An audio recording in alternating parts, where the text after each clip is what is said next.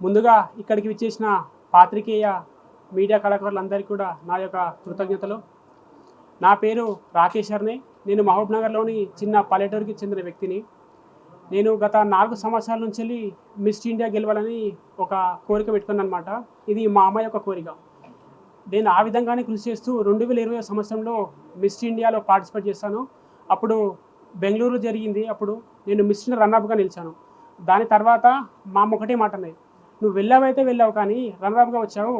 ఇలాగైతే కాదురా, మనం ఎలాగైనా నువ్వు టైటిల్ సాధించాలి." మా అమ్మ ఏమంటదంటే, మనం ఎప్పుడు కూడా ఏ పని చేసినా 10 మందికి ఆదర్శంగా ఉండాలి, లేదంటే మనం చేసే పని 10 మందికి ఉపయోగపడాలి అంటదనమాట. సో నేను అదే నా మనసులో ఉంచుకొని 3 సంవత్సరాల నుంచి ఎలాగైనా సరే మిస్ ఇండియా సాధించాలని బాగా పట్టుదలతో శ్రమించి మన తెలంగాణ నుంచి మిస్ ఇండియా పోటీస్కి సెలెక్ట్ అయ్యాను. ఈ 3 రోజుల క్రితం గోవాలో మిస్ ఇండియా కాంపిటీషన్ జరిగాయి. అక్కడ నేను తెలంగాణ నుంచి వెళ్ళి మిస్ ఇండియా టైటిల్ సాధించాను. దాంతోపాటు ఇండోనేషియాలో జరిగే మిస్టర్ వరల్డ్ గ్లోబల్ కాంపిటీషన్స్ కూడా నేను సెలెక్ట్ అయ్యాను. రాబోయే 4-5 నెలల్లో మిస్టర్ వరల్డ్ గ్లోబల్ కాంపిటీషన్స్ కూడా ఇండోనేషియా జరుగుతాయి. అందులో కూడా నేను పార్టిసిపేట్ చేయబోతున్నాను. ఈ మిస్ ఇండియా కాంపిటీషన్ ఎలాగుంటుందంటే ఇందులో 6-7 రౌండ్స్ ఉంటాయి మిస్ ఇండియా ఫైనల్స్లో. ఫస్ట్ సెల్ఫ్ ఇంట్రడక్షన్ రౌండ్ అని, ఒక టాలెంట్ రౌండ్ అని, స్విమ్ సూట్ రౌండ్ అని, fitness challenge, question answers round, self introduction round, ఇట్లా 6-7 రౌండ్స్ ఉంటాయి అన్నమాట.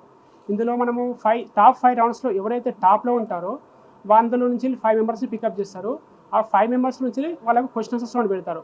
ఆ క్వశ్చన్ ఆన్సర్స్ రౌండ్లో ఎవరైతే కాన్ఫిడెంట్గా చెప్తారో దాంతోపాటు ఇన్ కేస్ మనం ఇతనికి మిస్ ఇండియా టైటిల్ ఇస్తే సమాజానికి ఉపయోగపడతాడా అని చూస్తారు. ఎందుకంటే నేను రక్ష ఫౌండేషన్ స్టార్ట్ చేసి 9 సంవత్సరాల నుంచి మన కుటుంబ సభ్యులు మిత్రుల సహకారంతో అనేక సేవా కార్యక్రమాలు చేస్తున్నాను.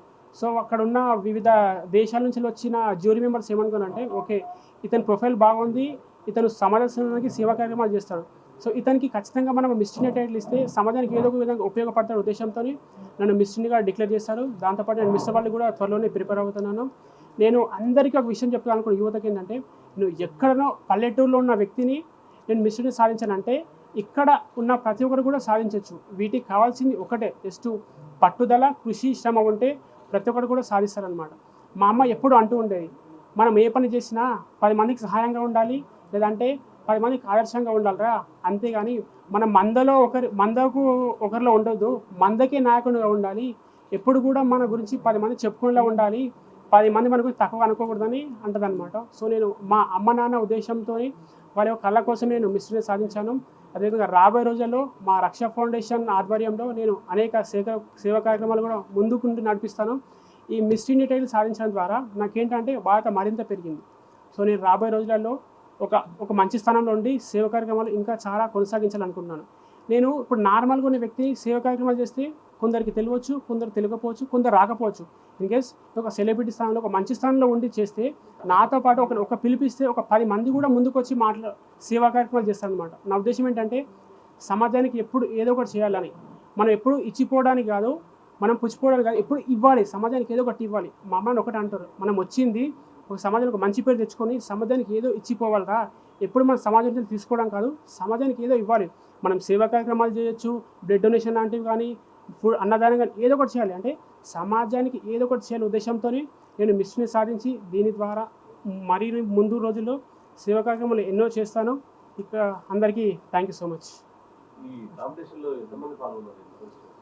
ఈ మిస్ ఇండియా కాంపిటీషన్స్లో ఫస్ట్ మనకు స్టేట్ వైజ్ కండక్ట్ చేస్తారు. అన్ని స్టేట్లలో యునైటెడ్ టెరిటరీస్ కండక్ట్ చేస్తారు. అక్కడ ఆడిషన్స్ తర్వాత స్టేట్ వైజ్ ఒకరిని సెలెక్ట్ చేస్తారు. అక్కడ సెలెక్ట్ చేసిన తర్వాత మనకు ఫైనల్స్కి 30 మంది పార్టిసిపేట్ చేస్తారు మన గోవాలో. అక్కడ అన్ని రాష్ట్రాల నుంచి వెళ్ళి చాలామంది వచ్చారు. కాంపిటీషన్ కూడా చాలా అద్భుతంగా ఉండే. నేను భగవంతుని దయ వల్ల, అదేవిధంగా నా యొక్క కృషి, మా అమ్మ నా యొక్క ఆశీర్వాదం వల్ల మిస్ ఇండియా టైటిల్ సాధించాను.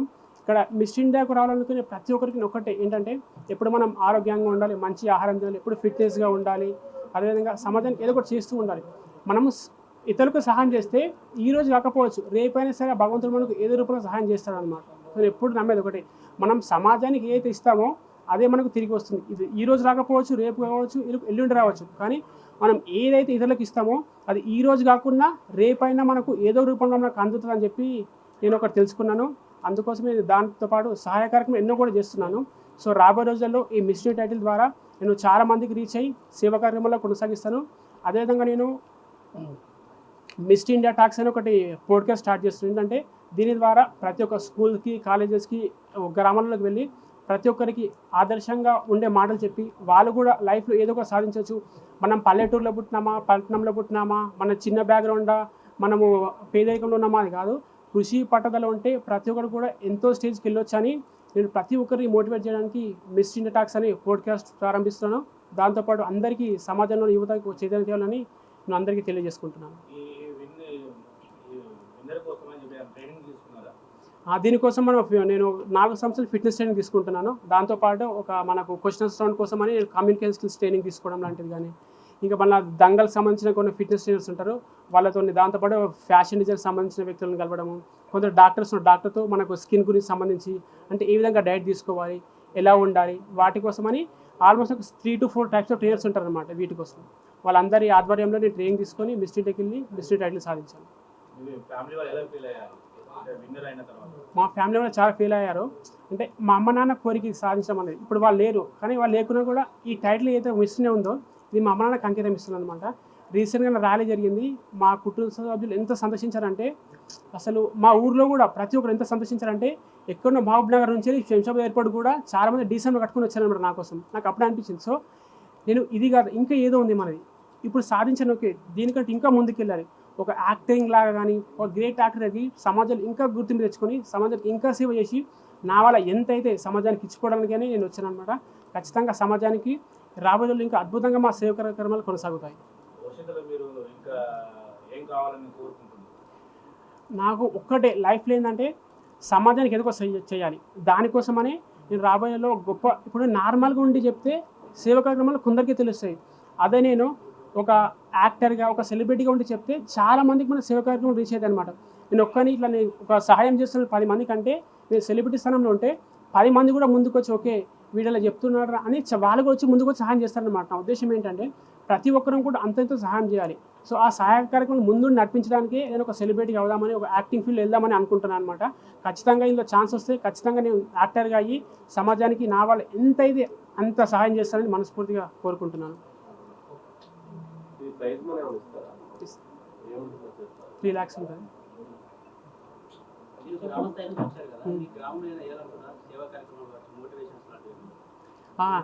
యాక్చువల్లీ మా గ్రామంలో ఒక అభివృద్ధి పనులు స్టార్ట్ చేసాము.